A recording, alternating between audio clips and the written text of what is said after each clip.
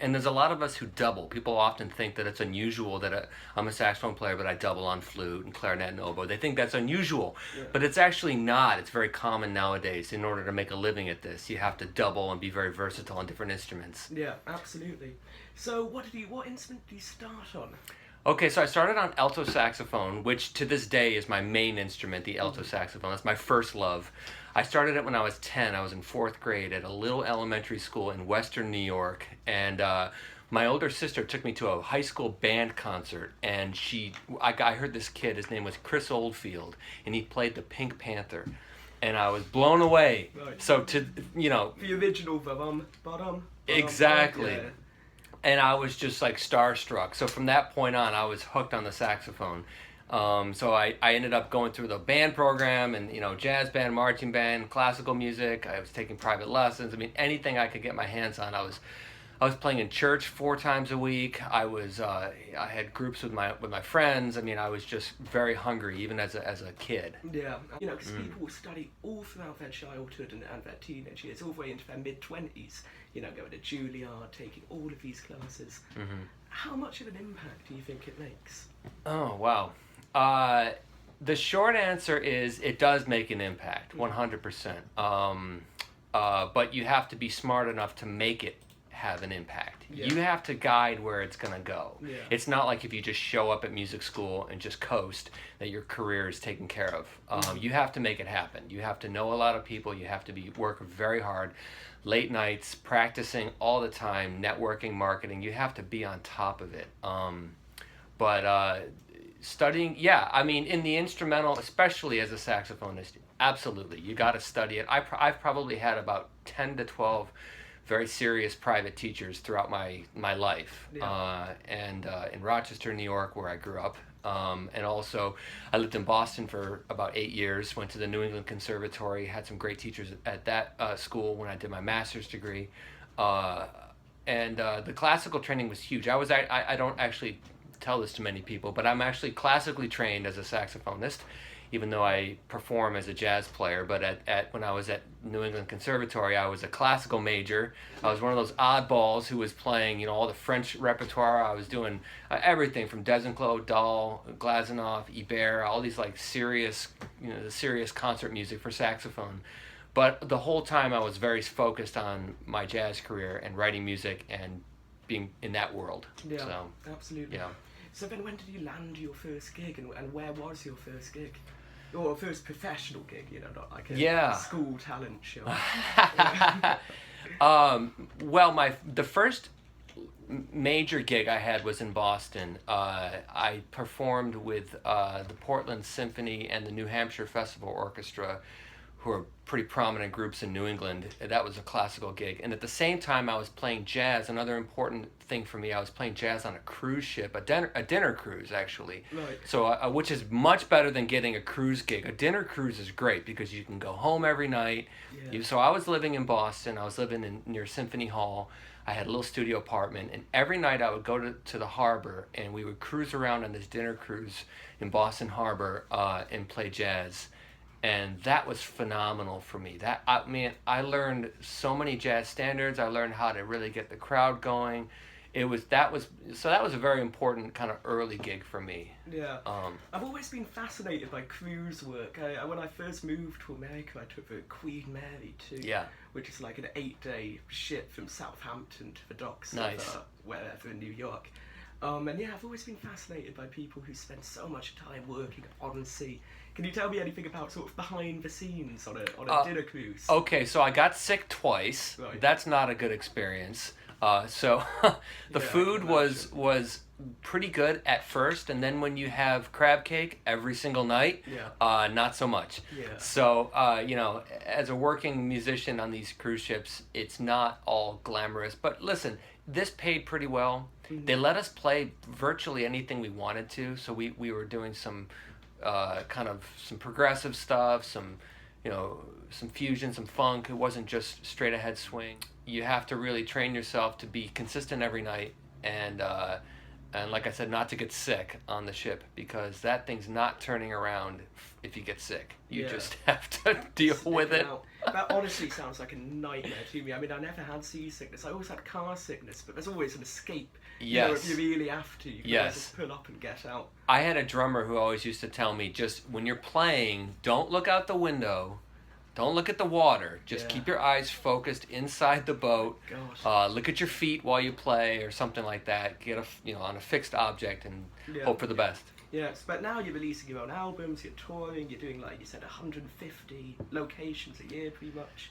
Yeah. So tell me about like the records, but tell me about your inspirations. I mean, one thing that interests me was you said you could play sort of whatever you want on these dinner cruises. Actually, I did a set last night at a club, and we did a whole Charlie Parker set: ornithology, anthropology, confirmation, constellation, Donna Lee. We just kept churning out the Charlie Parker tunes, and so I love that stuff, and that stuff's very progressive. Actually, if you when you really listen to what's Yeah, going I mean, on. I didn't know the two other names, but Charlie Parker's incredible. But tell me about the genre of avant pop. Yeah. Yeah, well, I think Brian Wilson falls into that category, maybe loosely, for sure. Other saxophone players who fall into that, John Lurie from the Lounge Lizards, certainly I think he touched on that. And it's got some avant-garde sensibilities, but it's very melodic driven. Yeah. And it's something that I've gravitated towards my whole life. Now, my first 3 albums were much more folk oriented. People would call it folk jazz. Yeah. But now we're just getting closer and closer to sort of a pure, I guess a writer recently called it surf rock driven. Surf rock, avant pop, plus modern jazz, I suppose. Yeah, it's absolutely. hard to put a name on it. Yeah. Do a lot of theater stuff too, so I can relate to this. I just wrapped last year. I did a show called Blank the Musical. It was an off-Broadway show. Yeah, I heard about it. Yeah. Yeah, and the show was completely improvised, 100%. Oh The God. everything, What a the acting. nightmare for the musicians. Yep, the music, the dancing, the singing, the act. These are incredible actors. It was actually a joint production of Upright Citizens Brigade, Second City, and Improv Boston. Oh my God, the greatest improv clubs Yeah. in the entire world. So these guys were killing it. But Did it get good reviews? Did people like it? it got a great review in the Times. Yep. It got featured on cable news quite a bit, but it got a nice review by Ben Brantley in the Times. Right.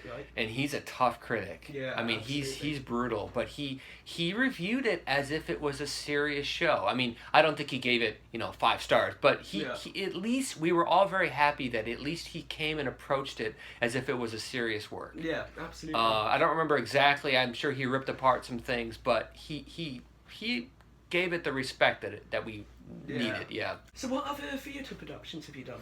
I do some Broadway subbing. Mhm. I wrote 2 shows for Hudson Guild Theater. Like you wrote the script? for Yeah, this? well, no, I wrote the music. Right.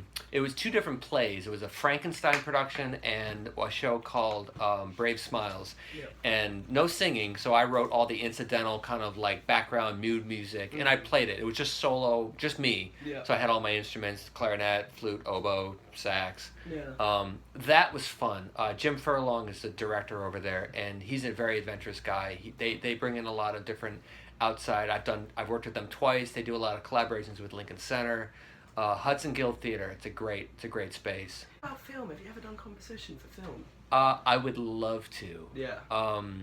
I've done some commercial stuff in the city.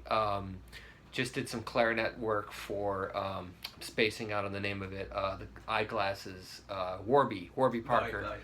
Did some stuff with them. But I've never written songs for film. I would love to.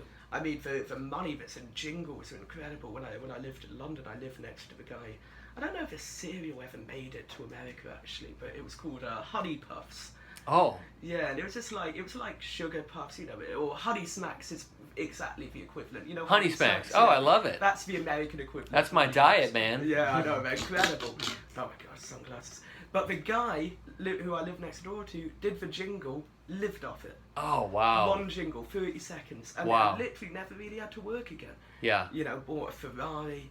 all off this one Yeah. one jingle. I mean, it blows my mind. Yeah. But then there's the question of musical integrity and you know, selling out. I mean, Right. how do you feel about all that stuff? I have no problem with jingles. Yeah, I don't. absolutely. In fact, the cool thing about the Warby Parker thing was they actually had me improvise something. I brought my clarinet, and she said, "Look, just improvise something that sounds classical." Yeah. So it was actually I could be very creative with it, and it saved them the hassle of getting the licensing and stuff for the songs. It was just an improvisation, but it Yeah. was supposed to sound classical. You know? Right. So, Yeah, you know. absolutely. Trust me, as a producer, I have no issue with it either. Yeah. Yeah, I mean, Yeah. it is what it is, you know. Yeah. But yeah, I think film composition is fascinating. It seems to be quite an interesting jazz scene out there. Oh, there's a great scene on the West Coast. I have done more. We were just in our last tour. We were mostly around San Francisco area. We didn't get down to L.A. But the West Coast is just such a fun place to tour. Yeah.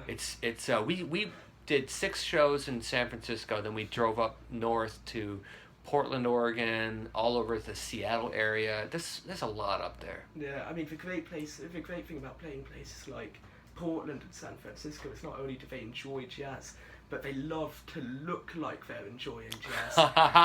You know what I That's mean? awesome. Yeah. Yeah. So you're always going to get a good reception there. Yeah. That's funny you say that. We played a show in Cannon Beach, Oregon, a tiny little town, which I guess they filmed Goonies there or something. I just Right. found this out. The Goonies. The Goonies. God. We actually played a concert at the Cannon Beach. Actually, it's a nice venue. It's a Cannon Beach Historical Museum.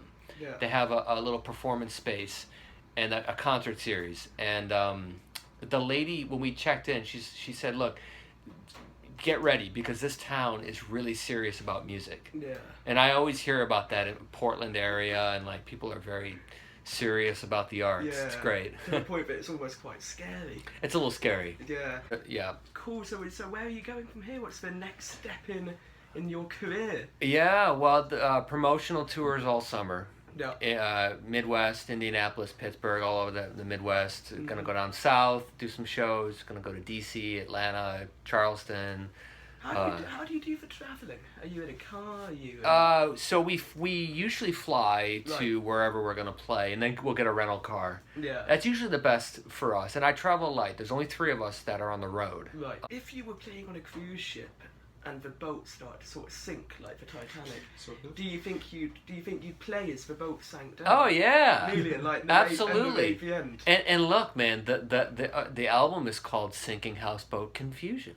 Really? That's the name of the album. What a fantastic So what? loop into that. And that's the song we would play. We'd play the title track, and that would be it, man. And just as it's sinking, go, buy my new album. Absolutely.